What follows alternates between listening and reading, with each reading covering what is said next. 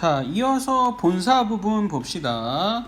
자, 근란생각마오. 자, 이렇게 했는데, 자, 근란생각마오라고 하는 건 뭐예요? 그렇게 생각하지 마세요 라는 얘기겠죠. 아까 서사 2에서 뭐 했어요? 여인이가 자책하고 한탄했잖아요. 아, 이별하게 된 이유는 다 내 탓이에요. 이렇게 자책하고 한탄했잖아요. 그거를 이제 다시 누가? 여인 1이 그렇게 생각하지 마. 이렇게 뭐 하고 있는 거예요? 위로하고 있는 거죠. 그래서 정리를 좀 해봅시다. 자, 여기까지가 그런 생각하지 마오. 여기까지가 뭐예요? 본사 1부분이에요. 본사 1부분. 굉장히 짧죠? 본사 1부분. 여인 1의 위로 부분이죠. 여인 1의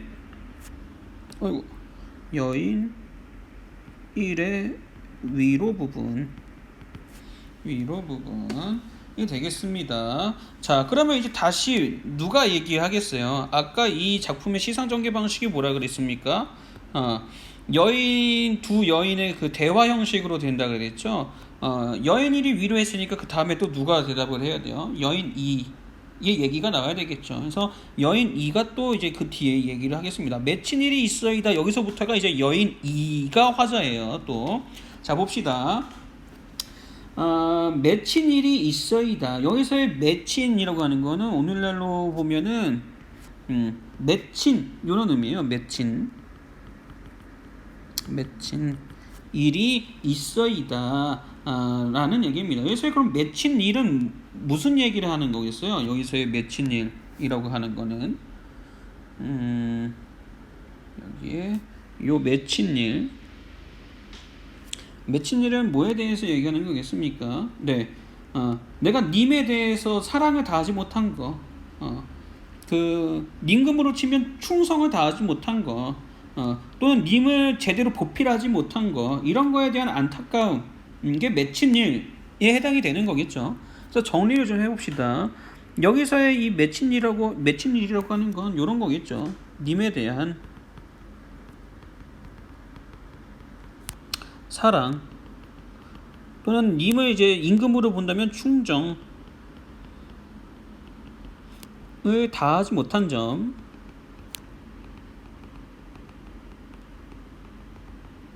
또는 임을 제대로 보필하지 못한 점,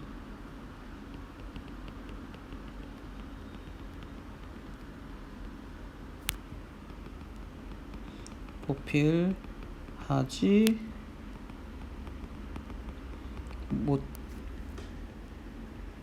못한 점에 대한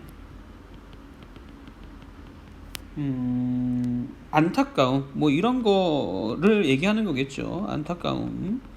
요게 이제 그 맺힌 일에 해당이 되는 거겠죠. 자, 이 맺힌 일이 있습니다. 자, 님을 매셔 있어. 님의 일을 내 알거니. 여기서 매셔 있어라고 하는 건 모셨던 적이 있어. 뭐 요 정도로 해석을 하면 돼요. 정리해 봅시다. 매셔 있어. 자, 모셨던 적이 있어. 모셨던 적이 있어. 님의 일을 내가 잘 아는데 물 같은 얼굴이 편하실 적 몇 날일꼬. 여기서 물 같은이라고 하는 거는 여기서 물 같은 얼굴 했을 때 이제 얼굴이라고 하는 게 아까 제가 뭐라 그랬어요? 오늘날 현대국어에서 얘기하는 그 앞면만 의미하는 게 아니라 했죠. 몸 전체를 의미할 수 있다 했죠. 그래서 여기서 물 같은 얼굴이라고 하는 건 이제 연약한 몸, 뭐 요 정도로 해석을 하면 될 것 같아요. 정리를 좀 해볼까요? 자, 물 같은 얼굴이라고 하는 거는 뭐 연약한 몸, 요 정도로 해석하면 되겠습니다. 그 임금이 좀 몸이 안 좋았나 봐요. 자, 연약한 몸이 편하실 적 몇 날일꼬. 자, 그러니까 지금 화자는 여인 이는 임의 건강을 염려하고 있는 거죠. 자, 님의 건강을 염려하고 있다. 자, 춘왕고열은 어찌하여 지내시며. 춘왕고열이라고 하는 거는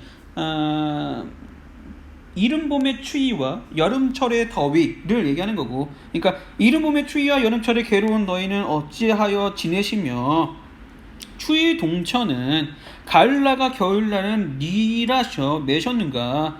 누가 매셨는고. 자, 죽조반 아침 먹기 전에 일찍 먹는 죽은 또는 조성매 아침 저녁의 밥은, 이오 매라고 하는 게 그 산이 아니라 그 밥을 이제 존대어로 궁중에서 이제 매라고 했었거든요. 그러니까 아침 저녁에 조석, 이 조는 아침 조자고 이제 석은 이제 저녁 석자죠. 그러니까 아침 저녁의 밥은 내와 같이, 내 옛날과 같이 세시는가, 그 드시는가, 올리시는가, 잡숫게 하시는가, 이렇게 해석을 하면 되겠네요. 여기서 그 내와 같이라고 하는 거는 옛날과 같이, 이 정도로 해석을 해야 되겠죠.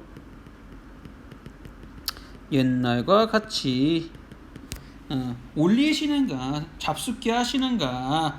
자, 기나긴 밤의 잠은 어찌 자시는고, 주무시는고. 자, 지금 여기 다 여인 이가, 자, 님을 뭐하고 있는 거예요? 님의 그냥 일상을 염려하고 있는 거죠. 정리를 좀 해봅시다.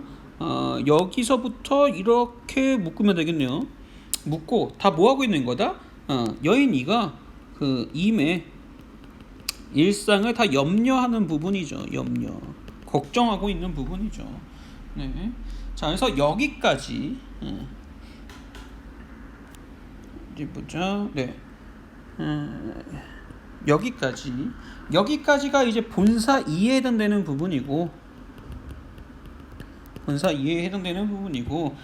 여인 이가 하소연하고 있는 부분이죠. 뭐에 대해서?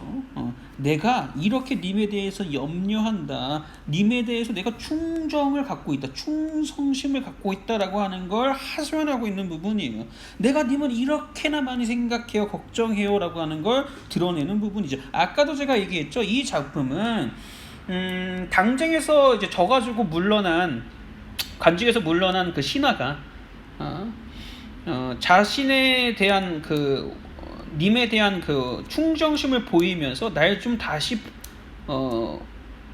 써주세요 라고 하는 내용을 직접적으로 하기가 뭐하니까 여인이 님을 사모하는 노래로 이제 은유해서 비유해서 드러내는 작품이라고 얘기했잖아요. 네, 그래서 이 부분이 뭐다? 여인이가 하소연하는 부분인데, 뭐에 대해서 하소연한다? 님에 대한 충정에 대해서 하소연을 하는 그런 부분이 되겠습니다. 자, 이어서 볼게요. 자, 님다이 소식을 아무려나 알자 하니, 자, 님다이는 임의 쪽, 님이 계신 곳이에요. 그러니까 님이 계신 곳의 소식을, 그러니까 궁궐이 있는 그 서울이겠죠. 님이 계신 곳의 소식을 아무려나, 자, 어떻게든지 알자 하니, 오늘도 거의로다 내일이나 사람올까. 오늘도 거의로다라고 하는 건 거의 지나갔구나, 요 정도로 해석을 하면 돼요. 거의 지나갔구나.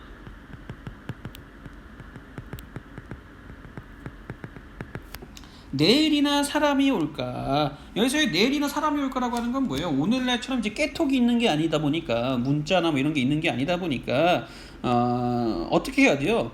요 님이 계신 곳에, 그러니까 서울에 있던 사람이, 한양에 있던 사람이 요 화자가 있는 시골까지 내려와 가지고 소식을 전해줘야 되는 거죠. 그러니까 사람이 와서 전해줘야 되는 거죠. 근데 그 사람이 지금까지 왔다 안 왔다? 안 왔다는 얘기죠. 그러니까 그 사람을, 소식을 가지고 올 사람을 뭐 한다는 얘기예요?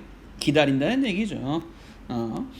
그걸 이제 기다린다는 얘기는 자기가 또 누구를 생각하고 있다는 걸 어필하는 거예요. 맞아요. 님을 내가 생각하고 있다라고 하는 거를 계속 어필하고 있는 거죠. 자, 이어서 봅시다.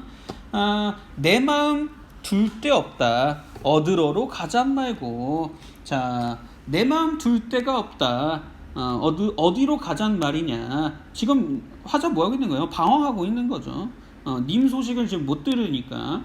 잡거니 밀거니 높은 매에 올라가니, 높은 산에 올라가니, 자, 구름은 카니와 안개는 무스일고 여기서 카니와라고 하는 거는 물론이거니와 이런 얘기죠. 그러니까 구름은 물론이거니와 안개는 무슨 일인가. 자, 산천이 어둡거니 1월을 어찌 보며. 자, 여기서의 1월이라고 하는 거는 여러분 그 해와 달을 얘기하는 거죠. 근데 보통 해와 달은 우리가 그 현실에서 제일 높은 곳에 위치하는 거잖아요. 우리가 사람으로 쳤을 때 제일 높은 위치에 있는 사람이 누굽니까? 임금이죠. 그래서 요 해와 달이 보통 뭘 상징을 많이 해요? 네, 임금을 상징을 많이 합니다. 여기서도 마찬가지예요. 요 1월이 그럼 뭘 상징하는 거겠어요? 맞습니다. 임금을 상징하는 거예요. 정리를 해봅시다. 여기서 1월이라고 하는 건 해와 달을 의미하는 건데, 해와 달은 제일 높은 곳에 위치하고 있죠. 사람으로 쳤을 때 제일 높은 위치에 있는 사람이 누구다? 임금이다. 그래서 임금을 상징하는 겁니다. 네. 자, 산천이 어둡거니 1월을 어찌 보면 그러니까 근데 1월을 볼 수 있다는 얘기예요, 못 본다는 얘기예요? 못 본다는 얘기죠. 뭐 때문에? 이 구름이랑 안개가 이제 가려가지고 해와 달에 가려가지고 지금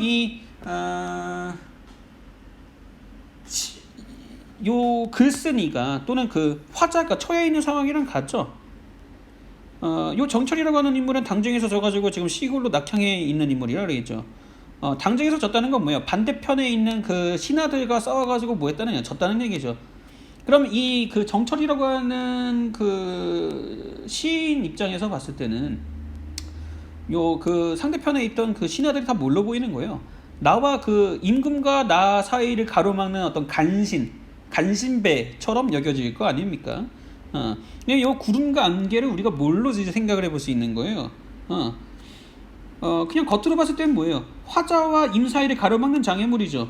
근데 이게 그 좀 안쪽으로 좀 생각을 해보면 이때 당시에 그 작가라고 하는 것과 작가라든지 아니면 이때 시대적 상황이라든지 이런 것들을 좀 배경을 좀 생각을 해보면 뭐로도 우리가 생각을 해볼 수 있어요. 조정에 있는 간신들, 나를 낙향하게 만들었던 그 당정에서 나를 패배하게 만들었던 그런 간신들이 되겠죠. 그래서 정리 좀 해봅시다.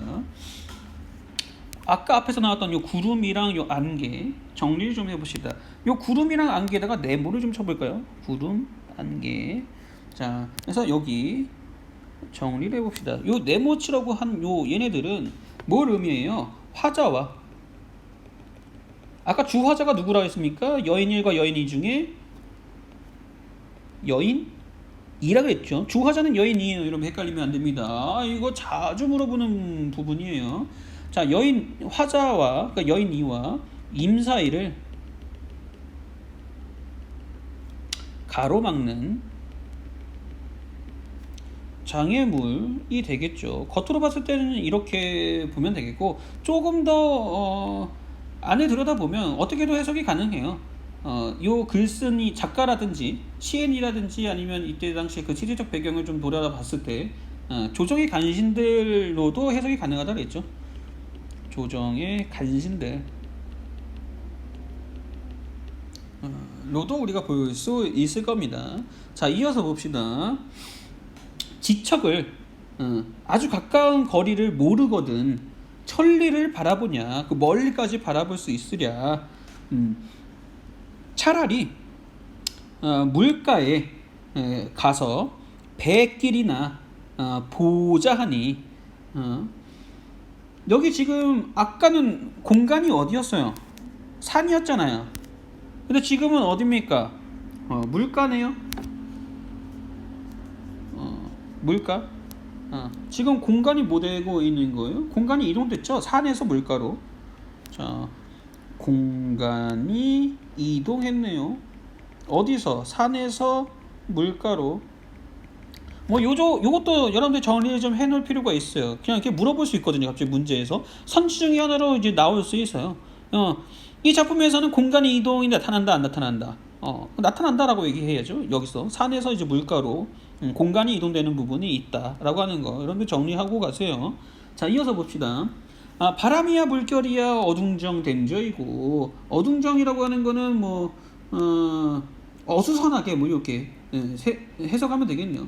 바람이야 물결이야 어수선하게 되었구나. 그러니까 내가 아까 산에서는 뭐였어요? 구름이랑 안개 때문에 일월을 못 본다고 했죠. 인걸을 못 본다고 했죠. 그래서 내가 어디로 갔대요? 물가로 갔대요. 그래서 배 타고 갈 수 있나 없나 님 보러. 근데 이번에는 이제 또 뭐가 방해를 한대? 바람이랑 물결이 방해를 한대. 그럼 이 바람이랑 물결에도 뭘 해야 돼요? 네모를 쳐야 돼요. 네모를 쳐야죠. 이 바람이랑 물결도 뭡니까? 결국 아까 우리 정리했던 거 화자와 임 사이를 가로막는 장애물이 되겠죠. 더 깊이 들여다보면 이제 조정의 간신들로도 해석이 되겠죠. 자, 이어서 봅시다. 사공은 어디 가고 빈배만 걸렸는고. 자, 여기 빈배 이 부분을 좀 볼 건데 이 빈배에다가 밑줄 쳐놓고 이러면 이제 그 머릿속에 이제 그림을 한번 그려봐요. 사공은 없고 이제 물가에 이제 빈배만 이제 덩그러니 있는 거예요. 어떻게 보입니까? 뭔가 쓸쓸하고 외롭고 이런 감정이 느껴지죠. 요 빈배라고 하는 거는 객관적 상관물로서 화자의 외로움을 드러내는 그런 소재가 되겠습니다. 여러분, 객관적 상관물이라고 하는 게 뭐예요? 이렇게 얘기를 좀 해봅시다. 인물의 감정이라고 하는 거, 여기서는 이제 외로움이 되겠죠. 화자의 외로움이라고 하는 거는 주관적인 거기 때문에 정서라고 하는 건 이제 주관적인 거기 때문에 우리가 눈으로 보거나 손으로 만지거나 할 수가 없죠.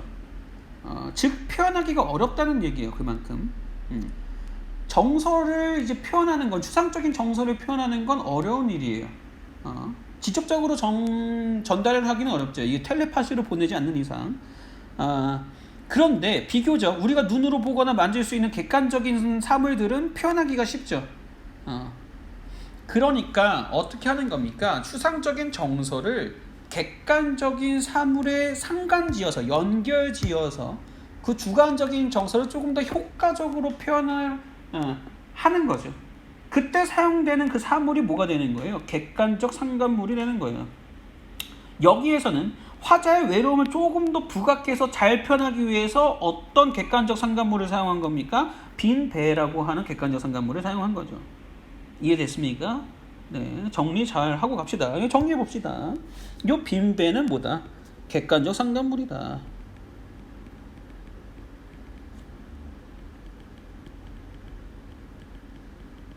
요 객관적 상관물 통해서 뭘 더 부각시켜서 드러낸다?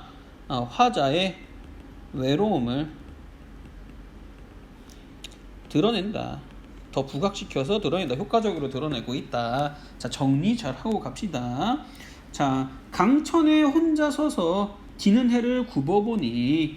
자, 강천은 이제 강과 뭐 하늘 이제 지역하면 되는 건데, 그렇게 되는 건데, 여기서는 이제 강가의 뜻으로 쓰인 거겠네요. 자, 그래서 강가에 혼자 서서 지는 해를 굽어보니 님 계신 곳의 소식이 더욱 아득한 저이고 더 알 수가 없대요. 님이 계신 소식을 알 수가 없대요. 이것도 결국 뭘 얘기하는 거예요? 내가 이렇게까지 님이 계신 곳의 소식을 알고 싶어 합니다. 내가 님에 대해서 이렇게나 많이 걱정하고 염려하고 소식을 알고 싶어하고 궁금해합니다. 내가 님을 이렇게나 많이 생각해요. 나를 좀 불러주세요 라는 얘기죠. 뭐하고 있는 거예요? 하소연하고 있는 거죠. 정리를 좀 해봅시다. 자, 여기까지가 아득한저이고 여기까지가 본사 3에 해당되는 부분이고요. 자, 여인 2가 하소연하고 있는 부분이에요. 뭐에 대해서 하소연한다? 님의 소식을 내가 알고 싶다. 자, 님의 소식을 알고 싶은 마음에 대해서 하소연을 하고 있죠. 자, 이어서 봅시다. 이제 본사 4 부분이에요. 자, 모첨 찬 자리 의 밤중만 돌아오니. 자, 모첨이라고 하는 거는 초가집이라고 생각하면 됩니다. 초가집 찬 자리에 추운 잠자리에, 여기서 찬 자리는 추운 잠자리 이렇게 해석하면 되겠네요. 추운 잠자리에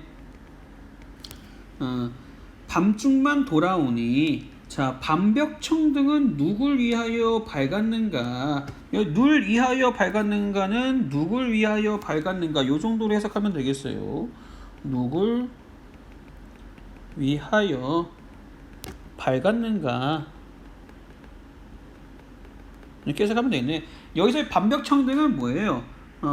벽 가운데 달린 등불이죠. 여기도 벽 가운데 그냥 등불만 덩그러니 있대요. 이것도 뭘 부각하는 소재가 되겠습니까? 화자의 외로움을 부각하는 뭐가 돼요? 객관적 상관물로 볼 수 있겠죠. 여기도 정리를 좀 해봅시다. 요 밤벽청등도 뭐다? 아까 우리가 얘기했던 요 빈배랑 같은 의미이죠. 요 빈배랑 같은 의미가 되겠습니다. 네. 자, 이어서 봅시다. 자, 오르며 내리며 해 뜨며 바자니니. 자, 오르며 내리며 해 뜨며 헤매면서 바장이니 부질없이 짧은 거리를 오락가락 거니니. 지금 뭐 하고 있는 거예요? 화자 방황하고 있는 거죠. 해 뜨며 바자니니 뭐 하고 있다? 방황하고 있다. 적은 듯 잠시, 적은 듯이라고 하는 건 잠시 이런 의미예요. 잠시 역진하야. 역진은 기운이 다하여. 자, 기운이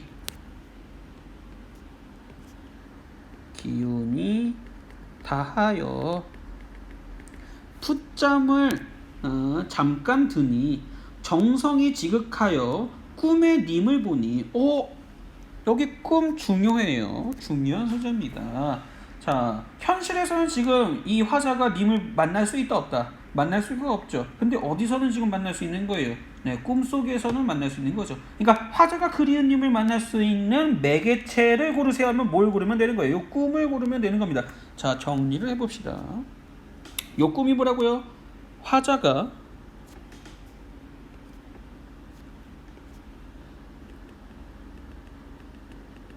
그리운 님을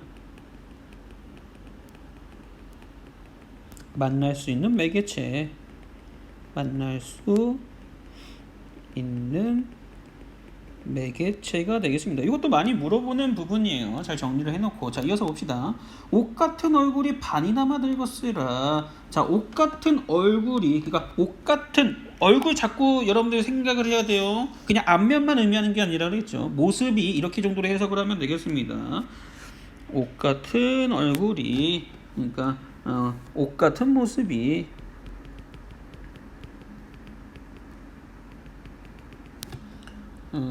옷 같은 모습이라는 건 곱던 모습이 이런 얘기겠죠.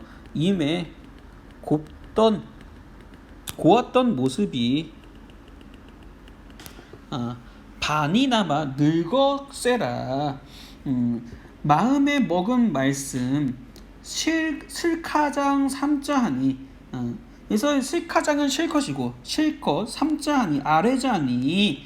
자, 눈물이 발아나니 바로나니 즉시나니 말씀인들 어이하면. 그러니까 너무 이제 감정이 복받쳐가지고 하고 싶었던 말들을 제대로 못했다는 얘기죠. 정을 못다하야 목이조차 매여하니 오전된 개성의 잠은 어찌 깨뒀던고. 자, 여기서 오전된 개성은 뭐예요?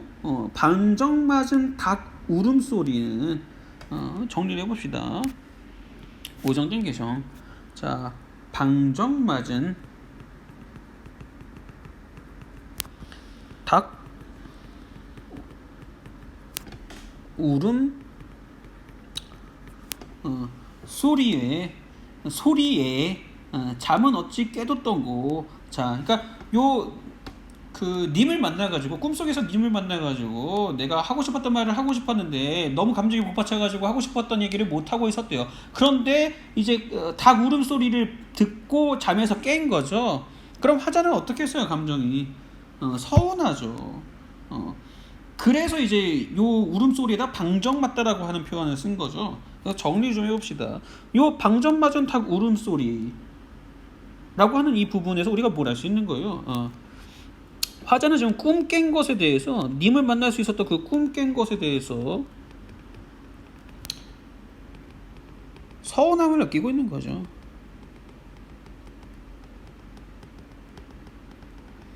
자, 그래서 여기까지가 이제 본사 사 부분이고, 자, 본사 사에서는 뭐에 대해서 얘기하고 있습니까? 여인 2의 하소연이죠. 여기도 마찬가지. 여인 2의 하소연을 다루고 있는데, 이번에는 뭐에 대해서 하소연하고 있어요? 내가 독서 공방하고 있다가 홀로 외롭게 지내고 있다가 내가 너무 외로움을 많이 느끼고 있었는데 이제 꿈속에서 님과 재회를 하게 됐다. 이 얘기를 하고 있는 거죠. 그러니까 내가 그만큼 님을 그리워하고 있다라고 하는 건 뭐 하는 거예요? 부각시키고 있는 거죠. 그걸 표현하고 있는 겁니다. 자, 정리를 해봅시다. 뭐에 대해서 하소연한다? 독수 공방의 애달픔과 꿈속의 재회에 대해서 얘기를 하고 있네요. 자, 여기까지가 이제 본사 부분이고, 자, 본사 부분 여기까지가 이 작품의 본사 부분이고, 본사에서는 뭐에 대해서 얘기를 하고 있습니까? 네, 님에 대한 사랑과 그리움에 대해서 얘기하고 있어요. 내가 이만큼 님을 사랑하고 그리워하고 있다라고 하는 걸 얘기하고 있네요. 님에 대한 사랑과 그리움에 대해서 이야기하고 있습니다. 내가 이만큼 님을 사랑하고 그리워하고 있어요. 이렇게나 많이 내가 님을 생각하고 있습니다. 요 얘기를 하고 있네요. 여기까지가 이제 본사 부분이고, 자.